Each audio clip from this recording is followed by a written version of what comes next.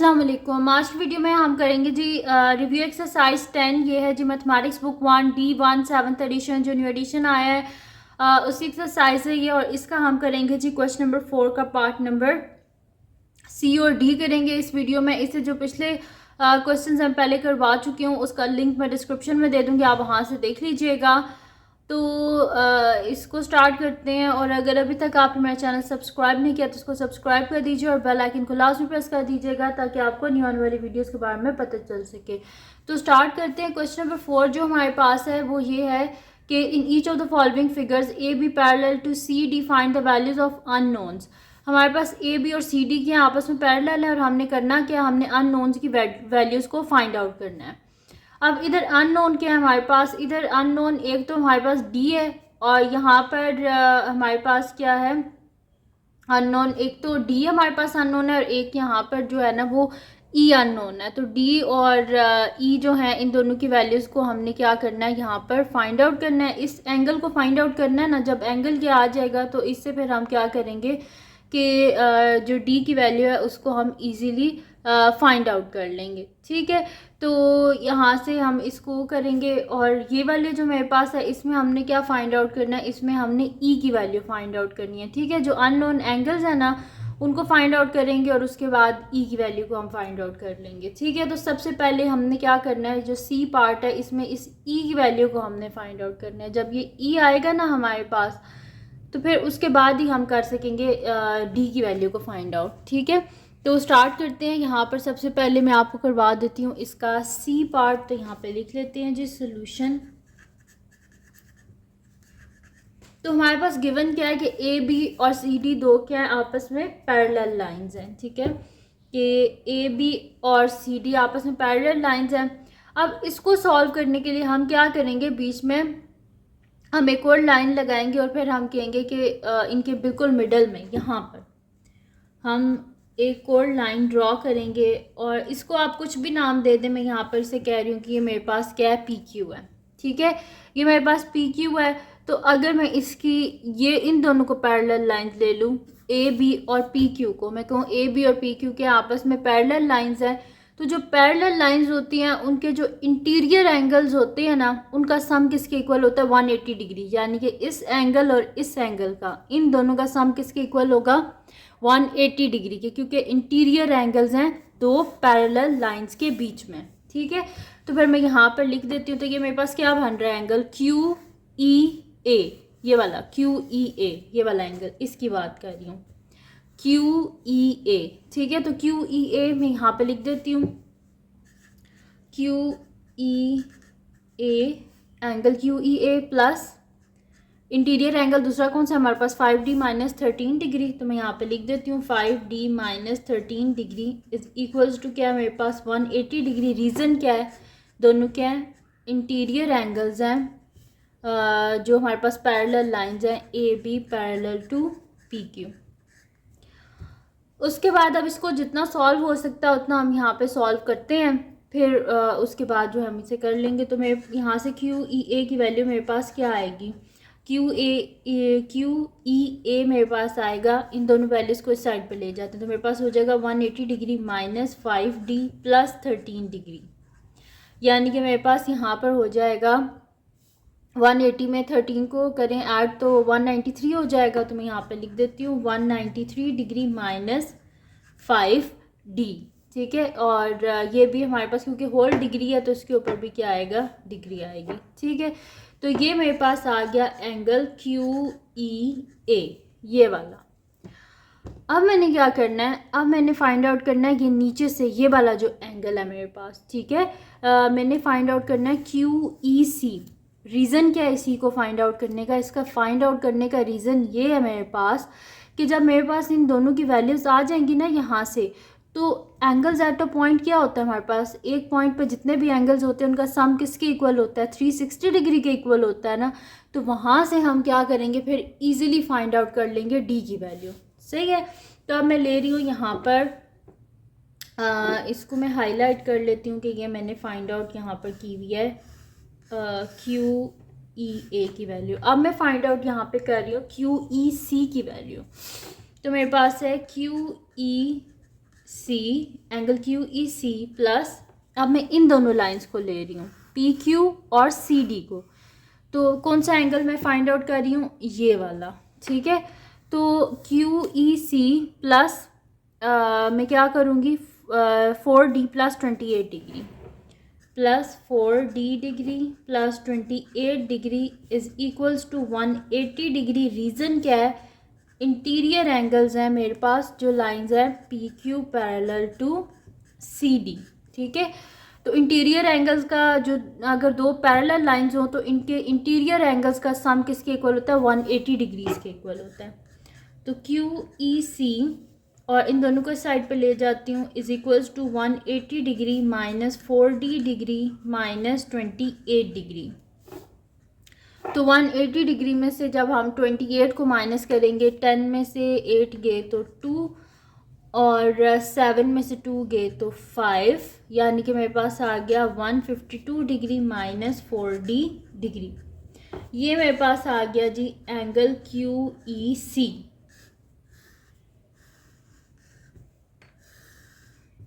ठीक है, तो क्यू ई ए भी आ गया और क्यू ई सी भी आ गया हमारे पास। अब हम क्या करेंगे, हम करेंगे कि यानी कि ये एंगल भी मेरे पास आ गया है, ये वाला एंगल भी मेरे पास आ गया, ये वाला एंगल भी आ गया, ये दोनों आ गए। और ये तो मुझे ऑलरेडी पता है कि ये क्या है मेरे पास 276 डिग्री। तो एंगल्स एट अ पॉइंट में हम क्या करेंगे, इन सब को ऐड कर देंगे और किसके इक्वल रखेंगे, हम इसको 360 डिग्री के इक्वल। सही है, तो फिर मैं यहाँ पे लिख देती हूँ कि 276 degree plus Q E A plus Q E C is equals to 360 degree. Reason क्या है, एंगल्स एट अ पॉइंट। ठीक है, ये देखें 276 डिग्री प्लस ये वाला एंगल प्लस ये वाला एंगल, यानी कि एक पॉइंट पे जितने भी एंगल्स हैं सबको हमने ले लिया और इक्वल किसके रख दिया, 360 डिग्री के इक्वल। अब क्या कर लेते हैं, इनकी वैल्यूज़ को मैं यहाँ पे लिख देती हूँ। तो मेरे पास आ जाएगा 276 degree plus 193 degree minus 5D degree plus 152 degree minus 4D degree is equals to 360 degrees. अब क्या करते हैं, यहाँ पर मैं D वाली वैल्यूज़ को अलहदा कर लेती हूँ और जो मेरे पास कांस्टेंट हैं उनको अलहदा कर लेती हूँ। तो मेरे पास है माइनस 5D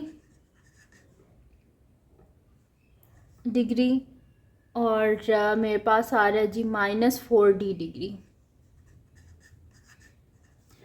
और बाकी जो है उनको मैं ऐड कर लेती हूँ, plus 276 degree plus 193 degree plus 152 degree is equals to 360 degree.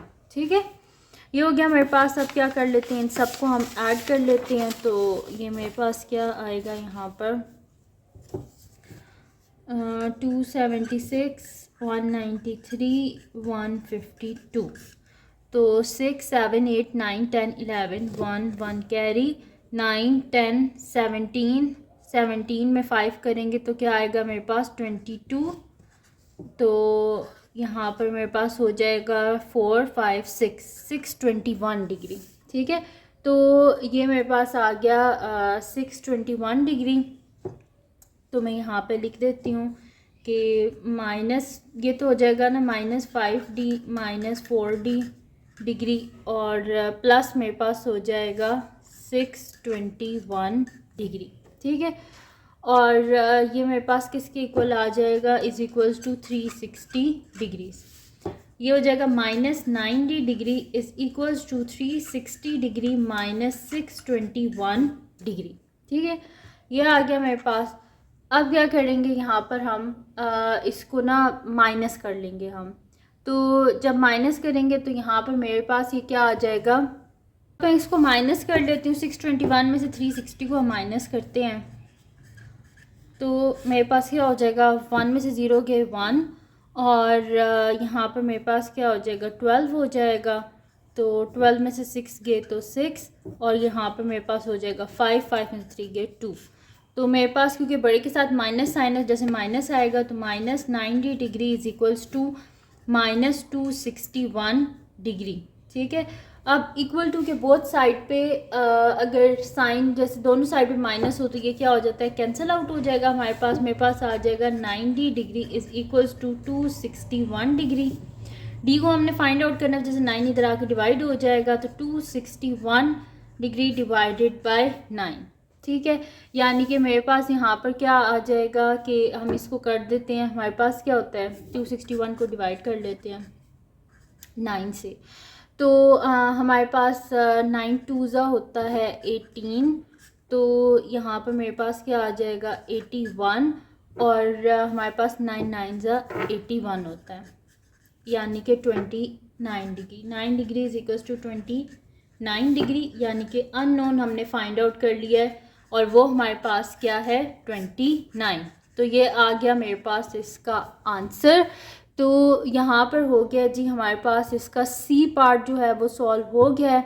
अब हमने करना है इसका नेक्स्ट पार्ट जो कि हमारे पास डी पार्ट है, क्योंकि ये थोड़े लेंथी हैं इस वजह से मैं इसके 2 पार्ट्स करके करवा रही हूँ। तो अब हम कर लेते हैं इसका नेक्स्ट पार्ट। तो नेक्स्ट पार्ट जो है वो मेरे पास इसका डी पार्ट है, और डी पार्ट में हमारे पास क्या है, यहाँ पर फिगर है, इसमें मैंने 2 पैरेलल लाइंस ड्रॉ की हैं, एक पी क्यू और एक मैंने ड्रॉ किया है आर एस।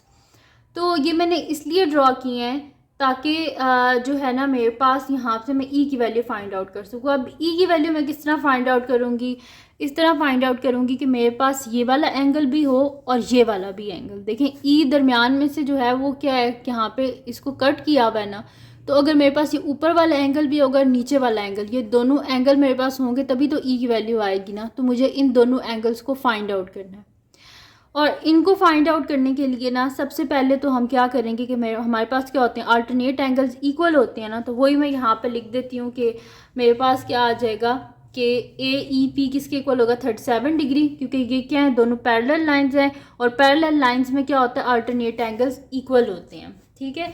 तो फिर मैं यहाँ पर लिख देती हूँ कि A E P is equals to 37 degree. Reason क्या है कि अल्टरनेट एंगल्स हैं, अल्टरनेट एंगल्स हैं, और लाइन क्या है मेरे पास A B parallel to P Q, A B parallel to P Q है, और मेरे पास इसलिए यहाँ पर आ गया ए ई पी मेरे पास आ गया 37 डिग्री ये, ठीक है। ये तो मेरे पास 37 डिग्री आ गया। अब मुझे ये वाला एंगल फाइंड आउट करना है, क्योंकि जब मेरे पास ये नीचे वाला एंगल आएगा ना ये वाला, तो मैं कहूँगी ये वाला एंगल और ये वाला एंगल, यानी कि ये दोनों, मैं कहूँगी कि दोनों आपस में क्या है अल्टरनेट एंगल हैं। तो मेरे पास ये ई का ऊपर वाला एंगल आ जाएगा। जब ई का ऊपर वाला आएगा तो फिर दूसरे को हम फाइंड आउट कर लेंगे, तो इस तरह ई की वैल्यू आएगी हमारे पास। तो फिर मैं यहाँ पर लिख देती हूँ कि अब देखिए मेरे पास अगर मैं इसका एंगल एट पॉइंट निकालूं तो निकाल सकती हूँ ना, कि मेरे पास सिर्फ ये नीचे वाला नहीं है बाकी दोनों तो है ना, तो इसको मैं 360 डिग्री के इक्वल रख सकती हूँ। तो मैं यहाँ पे लिखूँगी 37 डिग्री प्लस 285 डिग्री प्लस ये नीचे वाला एंगल ये वाला, ठीक है। ये मेरे पास क्या है F E P plus F E P is equals to क्या है मेरे पास 360 डिग्री। रीज़न क्या है कि ये क्या है एंगल्स एट अ पॉइंट। अब क्या कर लेते हैं, दोनों को ऐड कर लेते हैं। तो मेरे पास क्या हो जाएगा 5 + 7 जब हम करेंगे तो मेरे पास हो जाएगा ये 12, 2 1 कैरी, और 8 9 10 11 12 2 1 कैरी, यानी कि मेरे पास हो गया 322, और plus F E P degree is equals to 360 degree. तो ये मेरे पास क्या हो जाएगा F E P is equals to 360 degree minus 322 degree. तो मेरे पास हो जाएगा F E P is equals to 10 में से 2 गए 8, और 5 में से जब मैं माइनस करूँगी 2 तो मेरे पास क्या हो जाएगा यहाँ पर 3, तो मेरे पास क्या हो गया 3 में से 3 गया तो 0, यानी कि 38 डिग्री। तो ये मेरे पास आ गया एफ ई पी, यानी कि ये नीचे वाला जो एंगल है ना ये वाला, ये मेरे पास क्या आया है 38 डिग्री। और मैंने क्या बोला पी क्यू और आर एस दोनों क्या हैं पैरेलल लाइंस हैं। तो पैरेलल लाइंस में क्या होता है अल्टरनेट एंगल्स क्या होते हैं इक्वल होते हैं।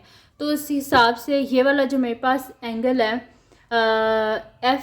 ये जो मेरे पास एंगल है EFS, ये वाला EFS, ये ऊपर वाला, तो ये भी क्या हो जाएगा मेरे पास 38 डिग्री, क्योंकि ये दोनों क्या अल्टरनेट एंगल्स हैं।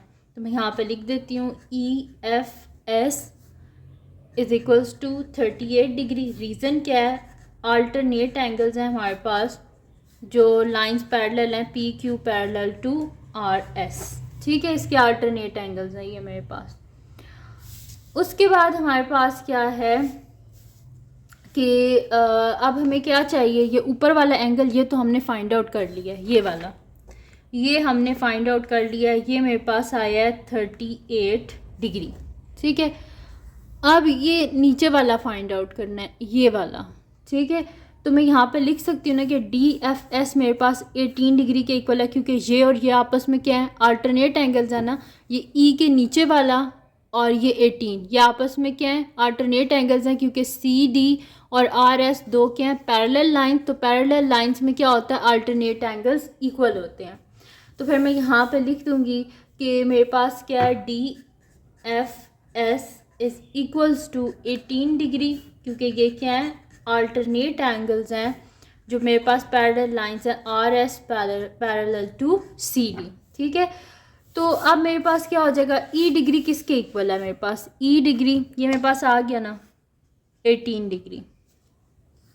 अच्छा E डिग्री मेरे पास किसके इक्वल है, ये ऊपर वाला एंगल और नीचे वाला एंगल, यानी कि 38 degree plus 18 degree.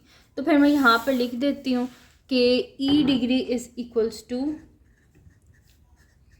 EFS plus DFS, यानी कि E degree is equals to 38 degree plus 18 degree.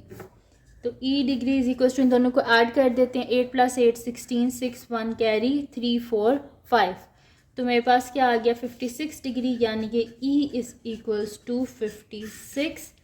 तो ये आ गया मेरे पास इसका आंसर। तो ये थी जी आज की वीडियो, जिसमें मैंने आपको करवाया रिव्यू एक्सरसाइज 10 का क्वेश्चन नंबर 4 का पार्ट नंबर C और D। तो अगर ये वीडियो आपके लिए हेल्पफुल हो तो इसको लाइक कीजिएगा, मेरे चैनल को सब्सक्राइब कीजिएगा और बेल आइकन को लास्ट में प्रेस कर दीजिएगा, ताकि आपको न्यू आने वाली वीडियोस के बारे में पता चल सके। और जो मेरा सेकंड चैनल है जिसमें मेरी कुकिंग की, क्राफ्ट्स की, रिडल्स की, ट्रैवलिंग की वीडियोस हैं, उसका लिंक फिर डिस्क्रिप्शन में, इसको सब्सक्राइब कर दीजिएगा। अपनी दुआओं में लाजमी याद रखिएगा। अल्लाह हाफिज़।